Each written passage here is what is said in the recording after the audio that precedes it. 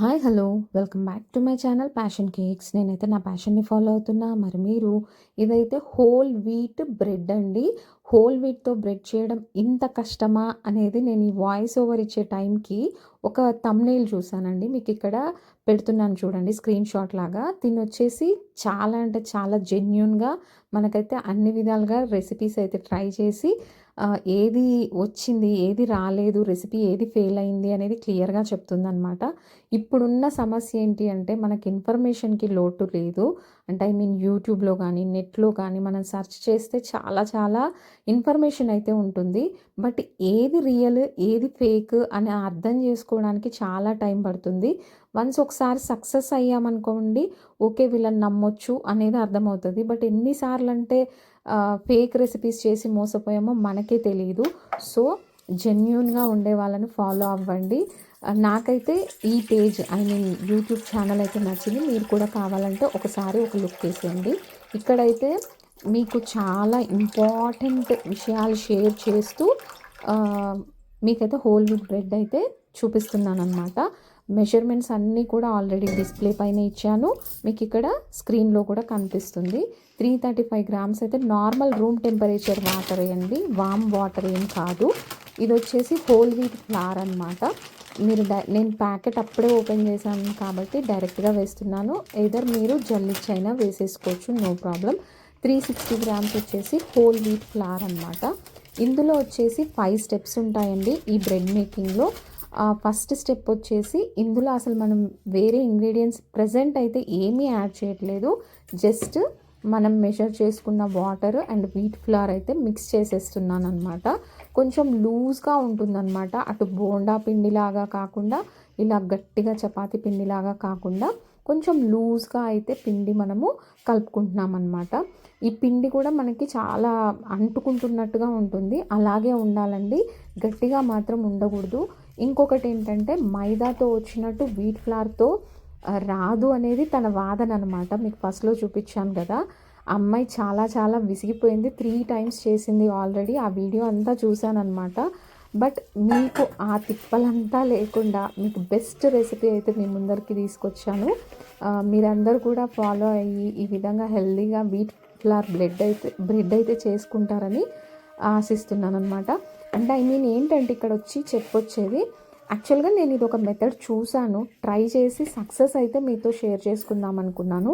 But ఇంత అవస్థ ఉంటుంది అనేది మాత్రం నిజంగా ఆ వీడియో చూస్తే చాలా ఇబ్బంది అని కాదు, ఇంత స్ట్రెయిన్ అవ్వాలా ఒక రెసిపీకి అనిపించింది అనమాట. చాలా అంటే చాలా జెన్యూన్గా పెద్ద పెద్ద ఫేమస్ యూట్యూబర్స్ అండి, మనకి చూపించేది ఒకటి, బిహైండ్ ద సీన్స్ చేసేది ఒకటి. ఎందుకు అంటే వాళ్ళు చూపించే బ్రెడ్ పిక్స్ కానీ, ఫైనల్ థంబ్నెయిల్స్లో ఉన్న పిక్స్ కానీ ఫేక్ అని చెప్పేసి తను తేల్చేసిందనమాట. ఇలాంటి మోస్ట్ ఇన్ఫర్మేటివ్ విషయాలు తెలుసుకోవాలి అనుకుంటే మాత్రం నా ఛానల్ని సబ్స్క్రైబ్ చేసుకోండి. నాకున్న ఎక్స్పీరియన్స్ అంతా కూడా మీతో షేర్ చేసుకుంటాను.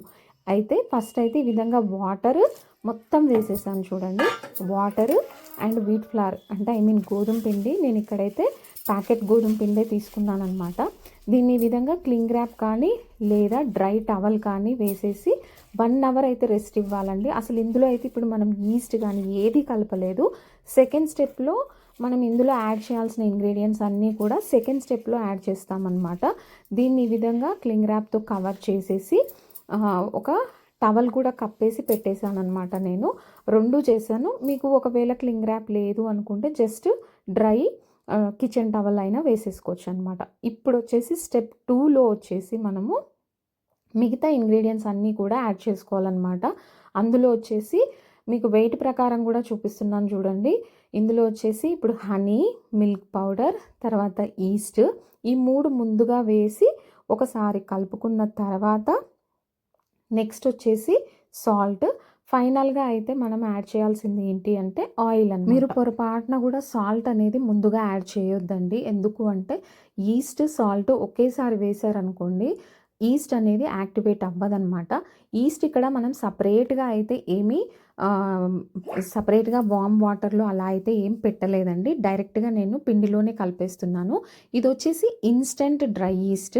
ఈస్ట్‌లో కూడా 3 వెరైటీస్ ఉంటాయి. డ్రై ఈస్ట్ అని, ఇన్‌స్టంట్ డ్రై ఈస్ట్ అని, ఫ్రెష్ ఈస్ట్ అని ఉంటుంది. మనం వాడేది మాత్రం ఇన్‌స్టంట్ డ్రై ఈస్ట్. మీకు ఎవరికైనా కావాలి అంటే ప్రోడక్ట్ లింక్ ఇచ్చేస్తాను. ఒకసారి అయితే చెక్ చేసేసుకోండి. అయితే ఇది రుబార్డ్ మెథడ్ అంటారనమాట. ఏం లేదండి, రౌండ్‌గా అంటే పిండి మనము కలియ తిప్పుతూ ఒకసారి లాగి ఈ విధంగా చేత్తో అయితే రౌండ్‌గా తిప్పుతూ కలుపుకోవాలనమాట. ఈ మెథడ్ వచ్చేసి రుబార్డ్ మెథడ్ అంటారు. ఇదైతే ఖచ్చితంగా ఈ స్టెప్స్ అన్నీ ఫాలో అవుతూనే చేయాలండి. దీంట్లో మనము స్ట్రెచ్ అండ్ ఫోల్డ్ చేయాల్సిన పని లేదు. ఇది మైదాతో చేసినట్టుగా చేస్తే మాత్రం మనకు బ్రెడ్ అనేది పర్ఫెక్ట్‌గా రాదనమాట. మీరు మార్కెట్‌లో చూసుకున్నా కూడా హోల్ వీట్ బ్రెడ్ అని పైకి చెప్పినా కూడా మ్యాక్సిమం వాళ్ళు 50% మైదా అయినా వాడింటారు, లేదంటే కలర్ అయినా యాడ్ చేసుంటారని డీటెయిల్‌గా చెప్పింది ఆ అమ్మాయి. ఒకసారి ఆ వీడియో కూడా చూసేయండి మీరు కావాలి అనుకుంటే. తన ఛానల్ నేమ్ వచ్చేసి ఓవెన్ ఫ్లేమ్ స్టోరీస్. మళ్ళీ ఒకసారి మెన్షన్ చేస్తున్నాను. కావాలంటే స్టార్టింగ్‌లో పిక్ కూడా పెట్టాను. ఒకసారి అయితే చెక్ చేసేయండి. నేను ఇన్ని రోజులు నేను ఒక్కదాన్నే సఫర్ అవుతున్నానేమో, నాకే రావట్లేదేమో అనుకున్నాను కానీ తను చాలా జెన్యూన్‌గా అందరి రెసిపీస్ ట్రై చేసి వీళ్ళది ఫేక్, వీళ్ళది రియల్ అని చెప్పిన తర్వాత ఒక సాటిస్ఫాక్షన్ వచ్చిందనమాట నాకు కూడా. అంటే ఓకే, ఫేమస్ యూట్యూబర్స్ ఇలా చేస్తారని మనం ఎక్స్పెక్ట్ చేయం కదండీ. ఓకేనా. ఇక్కడైతే ముందైతే ఇలా రుబార్డ్ మెథడ్‌లో ఫస్ట్ మనము అన్నీ కలిపేసుకున్నాం కదండీ. Salt, honey, milk powder, east అన్నీ కలిపేసాం కదా. ఇప్పుడైతే ఒక హాఫ్ అన్ అవర్ అయితే ముందుగా రెస్ట్ ఇచ్చేయాలండి దీనికి. ఇది వచ్చేసి స్టెప్ 2 కంప్లీట్ అయిపోయినట్టు. నెక్స్ట్ స్టెప్ 3 ఏంటి అంటే మనము దీన్ని లామినేషన్ మెథడ్‌లో దీన్ని ఒకసారి ఫోల్డ్ చేసి చూపిస్తాను చూడండి. ఈ ఫోల్డింగ్ మెథడ్, ఈ టెక్నిక్ అనేదాన్ని మనము లామినేషన్ మెథడ్ అంటామన్నమాట. ఏం లేదండి, ఇప్పుడు నేను చూపిస్తున్నట్టుగా ఒక్కొక్క సైడ్ నుంచి పిండిని లాగి పైనుంచి తీసి మడత పెట్టేయాలన్నమాట. ఈ విధంగా 4 సైడ్స్ నుంచి కూడా లాగి సెంటర్లోకి ఈ విధంగా ఫోల్డ్ చేయాలన్నమాట. దీన్ని లామినేషన్ మెథడ్ అంటారు. అయితే దీన్ని ఈ విధంగా 2 టైమ్స్ చేయాలండి. అంటే మనం ఇప్పుడు లామినేషన్ మెథడ్లో ఒక రౌండ్ అయిపోయింది కదా, చెప్పాలి అంటే 8 టైమ్స్ అనుకోండి. ఇప్పుడు 4 సైడ్స్ నుంచి 4 టైమ్స్ లాగి పెట్టాం కదా, అదేవిధంగా నెక్స్ట్ ఇంకొక 4 టైమ్స్ ఈ విధంగానే లాగి 4 సైడ్స్ నుంచి కూడా కింద నుంచి సైడ్ నుంచి లాగి 4 సైడ్స్ నుంచి కూడా ఇలా ఫోల్డ్ చేయాలన్నమాట. దీన్ని ఈ విధంగా 2 టైమ్స్ చేసిన తర్వాత మళ్ళీ హాఫ్ అన్ అవర్ రెస్ట్ ఇవ్వాలి.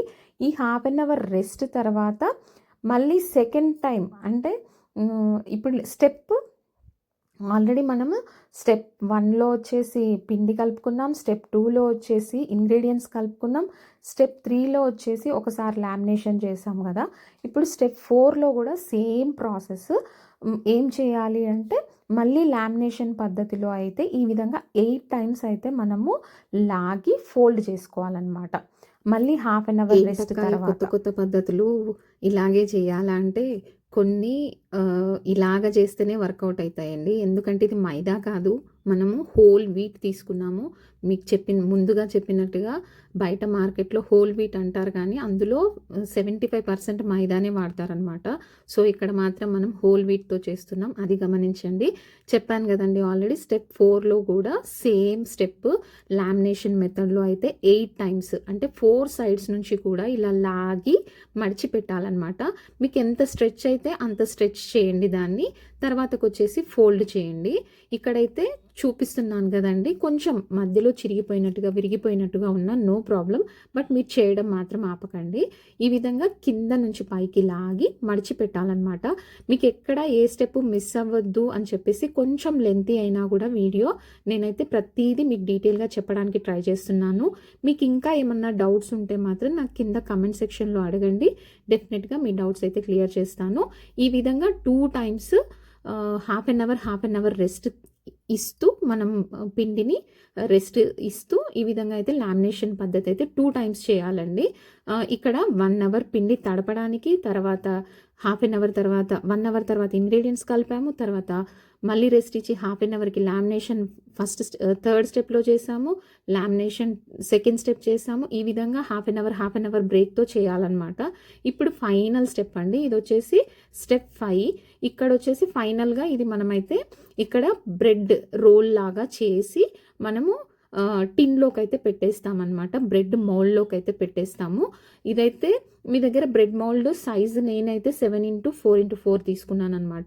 మీ దగ్గర ఏది ఉందో దాని కెపాసిటీని బట్టి 2 టైమ్స్ అయినా చేసుకోవచ్చు అనమాట. ఇక్కడైతే ఇది చూస్తున్నారు కదా, మంచిగా మనకి మైదా పిండి కనుక ఈస్ట్తో ఫర్మెంట్ అయ్యి మంచిగా ప్లఫీగా అవుతుంది చూడండి. ఆ టెక్స్చర్ అయితే వచ్చింది. నేను ఇంతకుముందు వేరే వాళ్ళ వీడియోస్లో చూసిన దాంట్లో అయితే అస్సలు ఈ విధంగా పొంగలేదన్నమాట పిండి.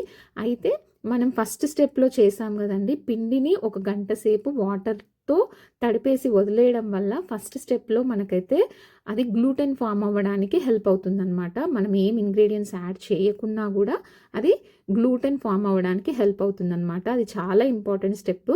మీరు ఎక్కడ ఏ స్టెప్ మిస్ అవ్వకుండా 1-2 సార్లు చూసి ట్రై చేయండి.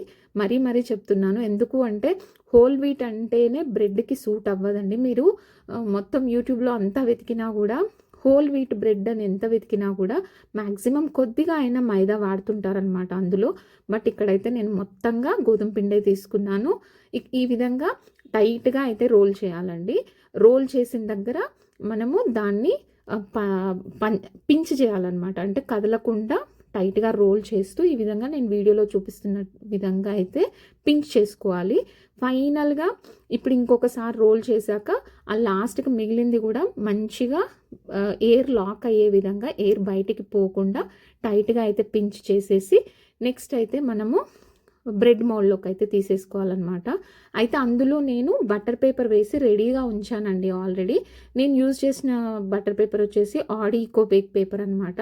కొన్ని బ్రౌనీస్కి ఇలాంటి బ్రెడ్స్కి మంచి బేకింగ్ పేపర్ వాడితే ఏంటంటే మనకి పేపర్కి అతుక్కోకుండా వస్తుంది అనమాట. ఎందుకు చెప్తున్నానంటే లాస్ట్ టైము బన్ రెసిపీలో ఒకదానికి ఆడి పేపర్ వాడాను, ఇంకొక బ్యాచ్కి వచ్చేసి మామూలు బేకింగ్ పేపర్ వాడాను అనమాట. అప్పుడు నాకు ఆ డిఫరెన్స్ అర్థమైంది. సో మీకు కుదిరితే ఇది ఉంటే వాడండి, లేదంటే బేకింగ్ పేపర్ అయినా ఓకే. బట్ బేకింగ్ పేపర్ ఏంటంటే ఫుల్ కూల్ అయిన తర్వాతనే రిమూవ్ చేయడానికి వస్తుంది. ఇది అలా కాదండి, కొంచెం వేడి చల్లగారగానే ఆటోమేటిక్గా మనకి రెసిపీ అంటే బ్రెడ్ కానీ మనం చేసింది ఏదైనా సరే విడిపోతుంది అనమాట. అది డిఫరెన్స్. ఇది చాలా హెల్ప్ అవుతుంది. నేను తీసుకోకముందు చాలా ఆలోచించాను, నా దగ్గర బేకింగ్ పేపర్ ఉంది, ఇది అవసరమా అని 100 సార్లు ఆలోచించాను. బట్ దీని పనితనమే వేరే ఉందండి. మీరు కూడా కావాలంటే ప్రిఫర్ చేయొచ్చు మీ అవసరానికి తగ్గట్టుగా. ఈ విధంగా అయితే టిన్లో వేసిన తర్వాత మళ్ళీ 1 అవర్ రెస్ట్ ఇవ్వాలన్నమాట.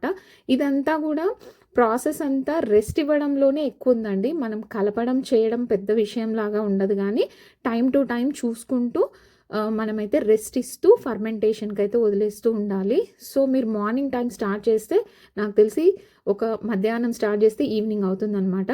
ఇదైతే నేను ఈవినింగ్ స్టార్ట్ చేశాను, చాలా లేట్ నైట్ వరకు చేశాను అనమాట. ఇక్కడ చూసారు కదా, ఫర్మెంట్ అయ్యి పైకి పొంగులాగా వచ్చిందనమాట. ఇది నాది చాలా హైట్గా ఉందండి టిన్. ఒకవేళ మీది చిన్న టిన్ కనుక అయితే, హైట్ తక్కువ టిన్ అయితే పైకి వచ్చేస్తుంది అనమాట. ఇక్కడైతే ఇప్పుడు మిల్క్ వాష్ ఇచ్చిన తర్వాత 200 డిగ్రీ సెంటీగ్రేడ్ దగ్గర 10 మినిట్స్ ప్రీ హీట్ చేసిన ఓవెన్లో ఇప్పుడైతే 35 to 40 మినిట్స్ అయితే పడుతుందండి మనకి బ్రెడ్ రెడీ అవ్వడానికి. మీ ఓవెన్ని బట్టి కాస్త ఎక్కువ తక్కువ అవుతుంది. సో ఆఫ్టర్ 30 మినిట్స్ అయితే ఒకసారి చెక్ చేసుకోండి. ఇంకొకటి ఏంటంటే టాప్ రాడ్స్ లాస్ట్లో ఆన్ చేయండి, ముందుగా అయితే అవసరం లేదు. ఇది కూడా 40 to 45 మినిట్స్ పడుతుంది. చూసారు కదా, ఫైనల్గా అయితే మన బ్రెడ్ ఎంత బాగా వచ్చిందో అసలు నేనే నమ్మలేకపోయాను అనమాట. హోల్ వీట్తో ఎంత బాగా చేయగలమని, ఎంత స్పంజీగా వచ్చిందో చూడండి. చాలా బాగుంది. మీరు కూడా ట్రై చేసి ఫీడ్బ్యాక్ ఇవ్వండి.